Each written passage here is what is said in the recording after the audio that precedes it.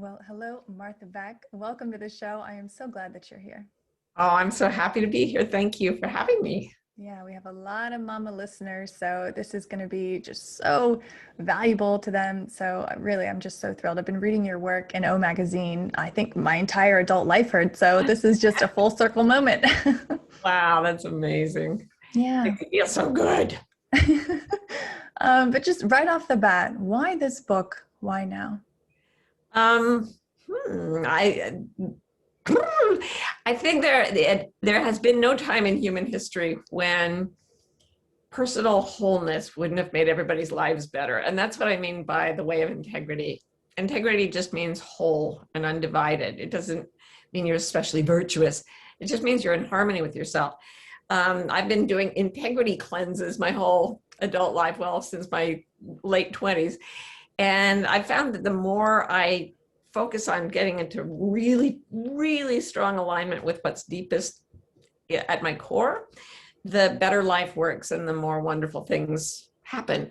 But I have to say, things are getting more and more fragmented. And so, yeah, I think any time is right, but this time is none too soon.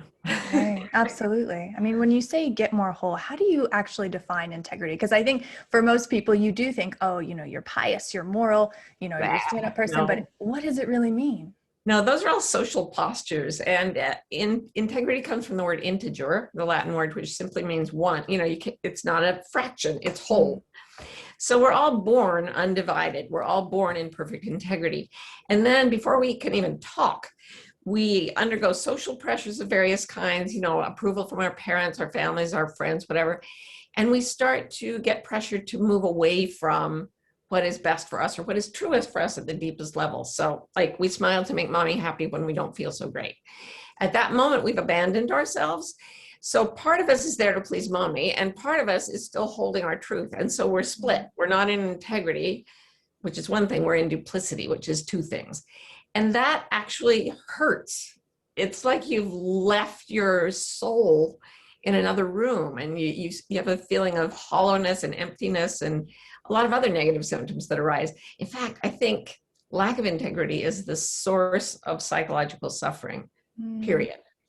Wow, that's a bold statement. But I mean, I think we've all been in situations where we are trying to placate others and just make everyone happy and, keep us, especially as mothers. Oh gosh, yes. Oh my God, the cultural pressure that comes down on you the moment you're a mother, because you're not only held responsible for you acting like everyone wants you to, you're responsible for these little beings acting the way other people want them to, and Yes. they have their own nature.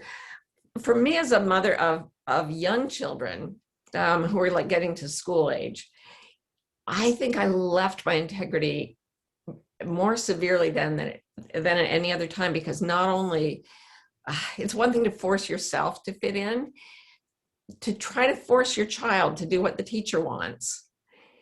It's impossible, it's crazy making, and it's untrue. It was untrue for me as a mother. Like, so my oldest child, I dogged that poor kid for years Hmm. because this was a child who did not fit in at school, and I just kept trying to force it. And in doing so, I nearly ruined our relationship. And I was able to go back and apologize for that. And I will continue to do so. But yeah, it's rough, man.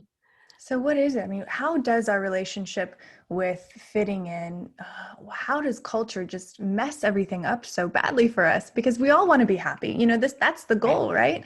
So Right. why do we torture ourselves? It's an interesting thing. I mean, certain people have a higher than typical need for status, wealth, and power, for sort of the tokens that the culture says make you significant. And this is true in all primates, higher primates. It's our monkey selves. Some of us want dominance and power, and we do that by creating group norms that we force other people to belong to. Most people live in fear of, I'll call it, this is all coming from a study on baboons by Robert Sapolsky. And there were certain baboons in the troop called the bully baboons that could make all the other baboons afraid and conform.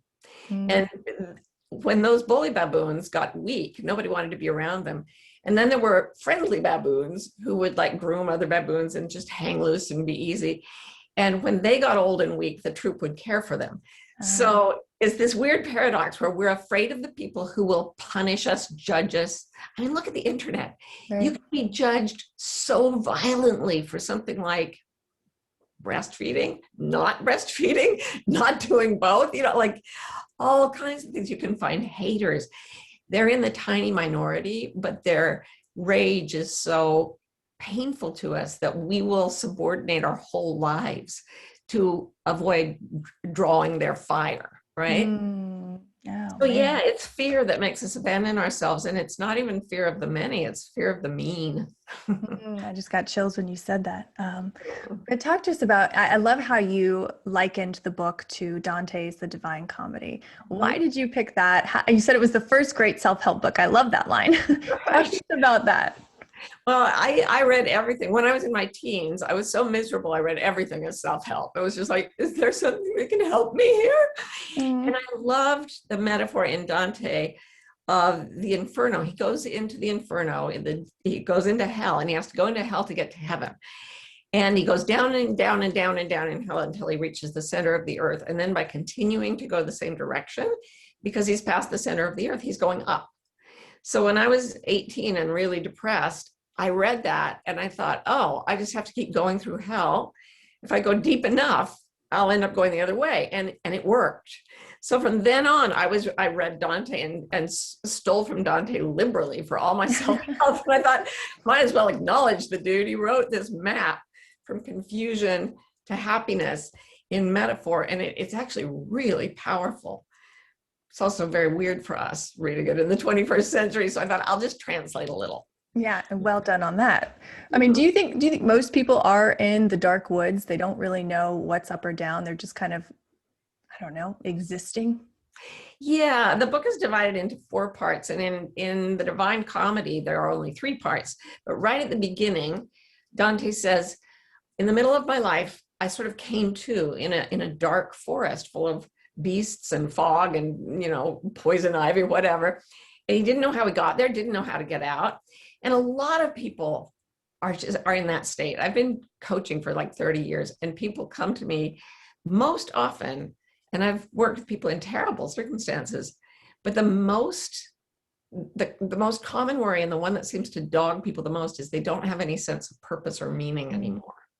They're just wandering through life, and there's suffering, and at the end of it, we're going to die. Like, what's the point?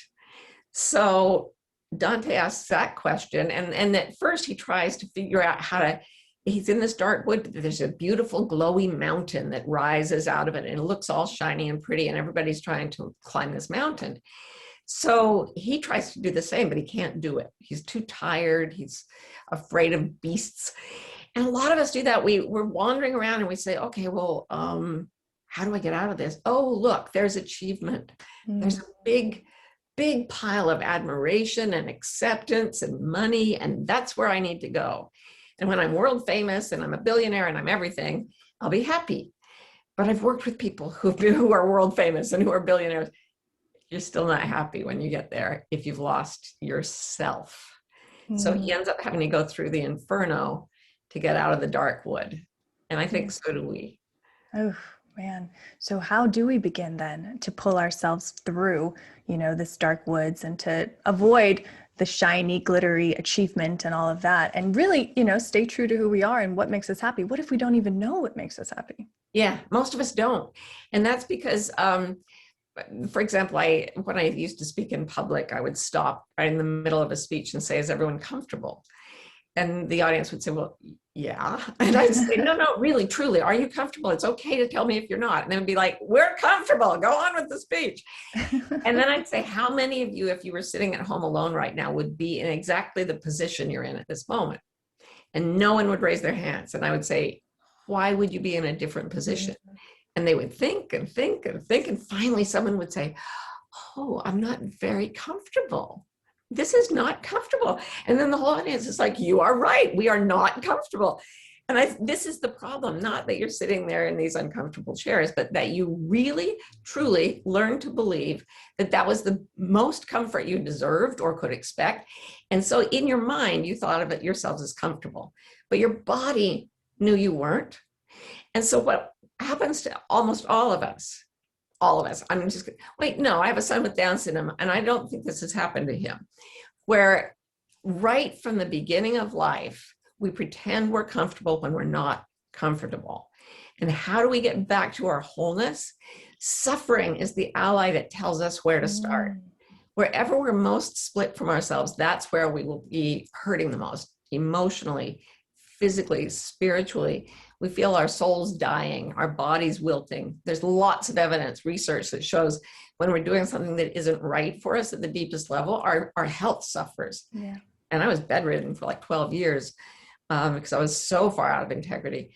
So yeah, it's worth going into your discomfort, and that's the signal. Whenever you're not comfortable, go find out why. Sit quietly until you know why, and then you're ready to go. I love that. When did you make a decision that said, okay, I'm not going to suffer anymore? What was that moment like? How did you push through? Because I feel like so many people are like, yes, I'm going to do this. I'm going to, go for my true happiness. And then they go back, it's too scary. Yeah, It's too big. absolutely. Because what we're used to and what we're reinforced for it's not celebrating returning to our real truth. But I just got, as I said, suffering is a great ally. And by the time I was in my 20s, I was suffering badly. I was so far divided from myself. I'd been raised very, very Mormon. Then I went off and got 3 Harvard degrees, which is about as different as you can get from growing up as a Mormon girl than to be like a Harvard student.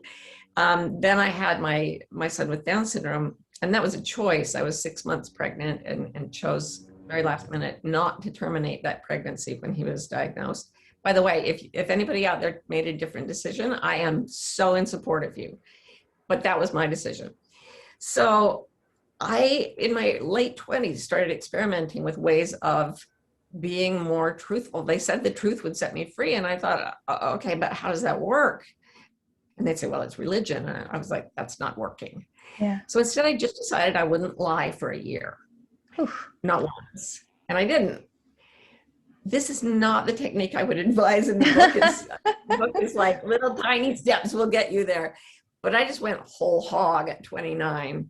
And during that year, my health got better, my emotions recovered, my parenting got infinitely better.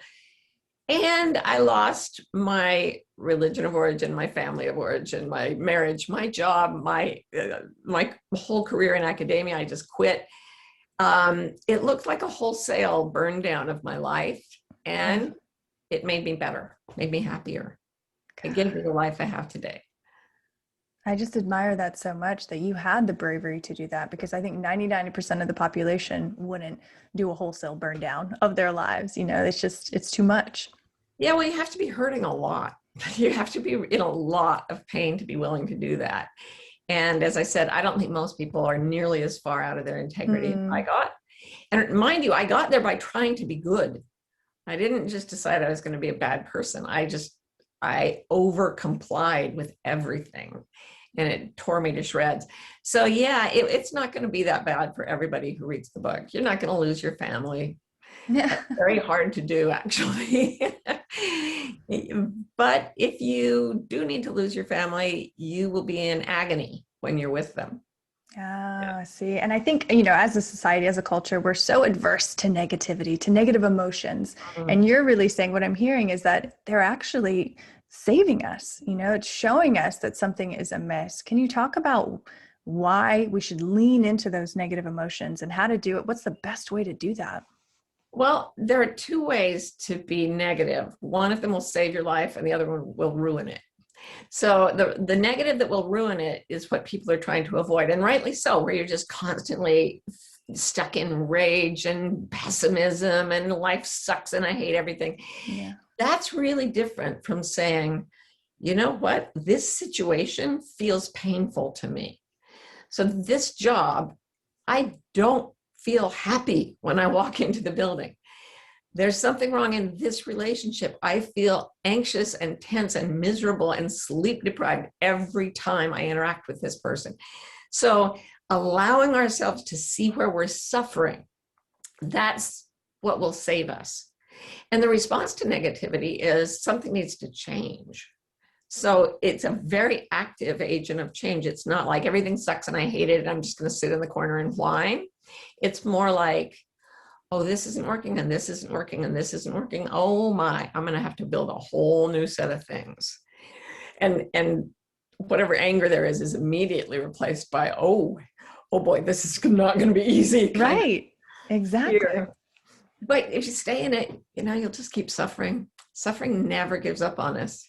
And I think that's a huge point to put out there, because it's like so many people want to change, but it's big, it's scary. They don't know if they can do it. But then the alternative is, well, do you want to stay this way forever? And everyone would say, no, I can't. Like, I can't go back to that. Right. It's like trying to fit back into your baby clothes. But yeah, we live in this pressure between our true nature and our culture. And the culture has gotten so interesting. It really, there are so many conflicting opinions, and the opinions, because we have internet and all of that, they're so heightened. Yeah. Like the social pushback is so strong. So we need to be really, really conscious of our own truth right now. Because every time you go online, there will be voices pushing your buttons and saying, you're not good enough, do it this way, do it this way, do it this way. And unless you're connected to what feels true to you, you will just go on one goose chase after another. Yeah. The bully baboons are out in force on the internet. Oh my gosh. Right. So I think, that's a major point that our listeners are hearing right now. It's really staying true to ourselves so that we're not exhausting ourselves. We're not trying to reach for this and reach for that. Is there a particular method, that you do talk about in the book, to becoming more in integrity and pushing ourselves forward? Maybe not lying for a year, but maybe not right first. Right. Like becoming aware of our emotions, becoming aware of what's going on. How do we do that each and every day? Well, you take very small, very simple steps. And so I break it down really, like in each chapter, there are exercises to take you one little step further. And you really need to take small steps. Research shows that small steps are more likely to create positive change than big steps. So the first one, for example, is just to say, my life is not completely perfect. And to like literally say that out loud, my life is not completely perfect. I'm not absolutely thrilled with everything. There are places where I feel lost. There are places where I would really like some help. And just saying that out loud, if it's true and you've been pretending, no, I'm fine, everything's great, I'm comfortable.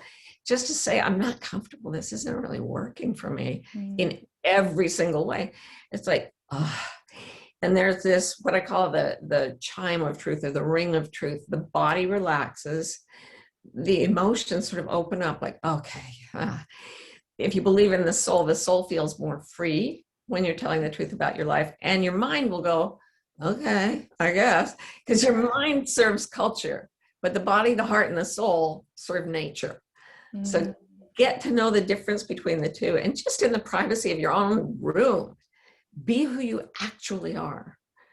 Like, there's so much about parenting that makes us want to pretend. Yes. Everybody pretends that their children aren't difficult sometimes, that they always love their children. They never get too tired of raising, of having twin babies or whatever. Yeah. Oh no, everything's great. Parenting is the hardest thing you will ever do. It's the hardest thing ever. Oh, and just saying, man, this sucks today. It's hard, man. I need some help. That is often a truth that any parent could benefit from saying every single day. I could. And I love my kids, don't get me wrong. But it's hard, super hard. Yeah. And I think for me, myself, I feel guilty if I do snap, or I do, break the facade of, good mom, in a good mood all the time, trying to keep everyone positive, and you have that moment where you're just like, oh man, like I failed. But as you said earlier, you go back and you're still trying to make it right. Is it ever too late to mend what you've done? No, one of my favorite studies shows that when 80-year-old parents go into therapy, their 60-something children get better. without getting therapy of their own. Like it is literally never too late to fix yourself. What I learned through all the integrity stuff that I do is that our children aren't shaped by the way we treat them. They are shaped by the way we treat ourselves. They do not treat themselves the way we treat them. They treat themselves the way we treat ourselves. Wow. So there's something in the book that I call the Eller-Nedlog, which means it's the golden rule spelled backwards. I was like, I haven't heard of this. Well, the golden rule, of course, is do unto others as you would have them do unto you. But the Eller-Nedlog is never let anyone else do to you what you would never do to them. Would you ever say to your child, I know you feel miserable, but I want you to smile and pretend you're happy all the time? Wow. Yeah. Of course not. No, but you tell yourself that, and then your child learns that that's the rule, because kids are incredibly bright and they pick up not just on our actions, but on our energy and on our intentions. I mean, they know us. And if we aren't in truth, they know it, but they will love us anyway, and it will get them in trouble. So seeking your own truth and living your own truth is what gives your children permission to be themselves. It sounds like it's the greatest gift that you can give your child. I mean, and you're benefiting yourself. Oh my gosh, when my son was diagnosed, I was 6 months pregnant and I had some time to worry and be terrified. But during that time, I let go of my expectation that he would act in a certain way. So it was like I'd gone to the puppy store to get a puppy, and I brought it home and they said, it's not a puppy, it's a kitten, but make it act like a puppy. Right. So people would tell me, you can, if you work with him hard enough, if you do physical therapy with him all day, he can be almost like a normal kid. And I was like, well, what if I like kittens? What if it's okay to be a kitten? You don't have to be a puppy. And so I let go of that expectation for him. And because of that, partly, I mean, he's just a naturally incredible guy, but he lives in absolute truth and he will not violate his integrity. And it's not like he just bounces around hugging people. He's actually quite reserved. It's like when he was a teenager and put on some weight, like all the other kids in his special class, he looked at himself in the mirror one day and said, I don't like that. Gave up sugar and starches, lost 50 pounds, and never ate sugar again. Wow. I know. I could not make that happen.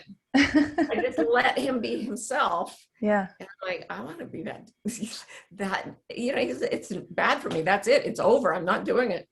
Wow. That's incredible. Yeah.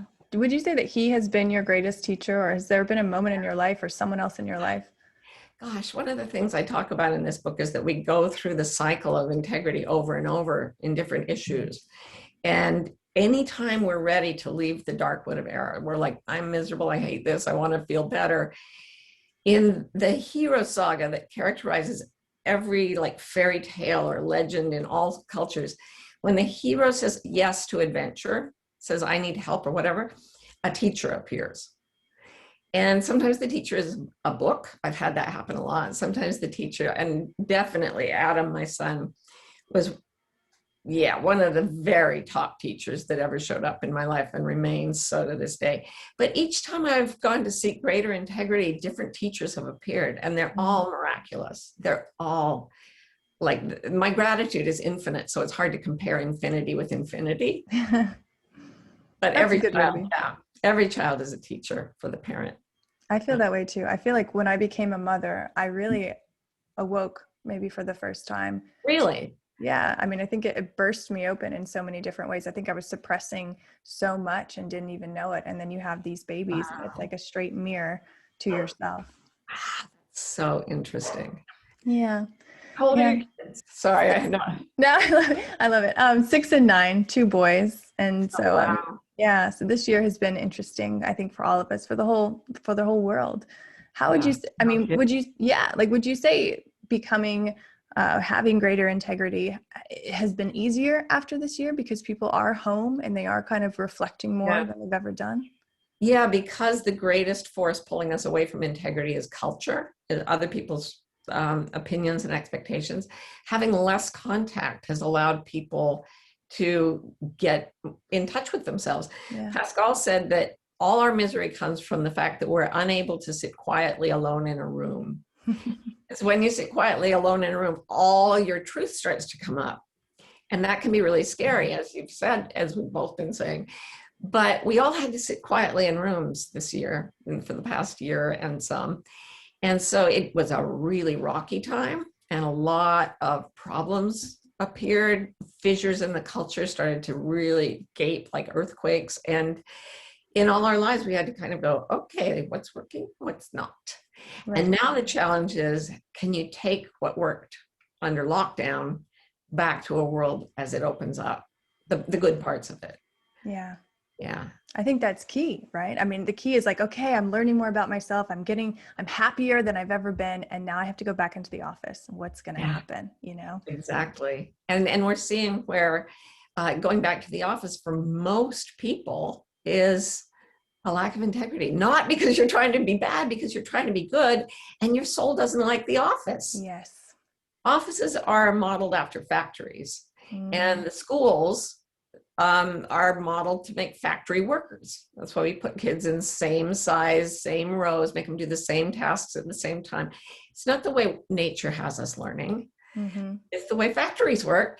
And now we don't even need to go to the same place to put objects together if we don't work in a factory, but we still go to an office that's similar to a factory.